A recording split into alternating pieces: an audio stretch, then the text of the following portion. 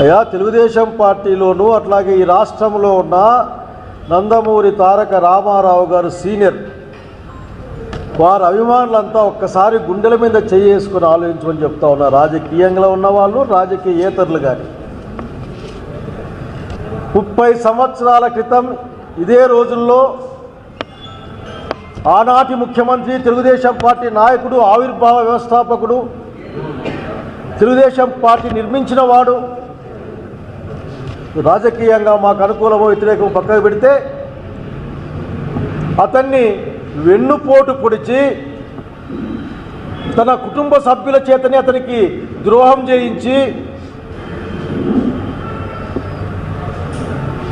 ఈనాటి ముఖ్యమంత్రి చంద్రబాబు నాయుడు గారు రామారావు గారికి వెన్నుపోటు పొడిచి పదవి నుంచి లాగేసి వైస్రాయ్ హోటల్ దగ్గర చెప్పులు రాళ్ళు విసిరేసి, కోడిగుడ్లు విసిరేసి,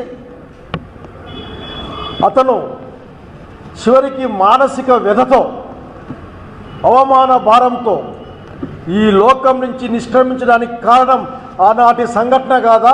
ఆ సంఘటనకి మూల కారకుడు నారా చంద్రబాబు నాయుడు కాదా అని మీరు ఆలోచించుకోవాలి.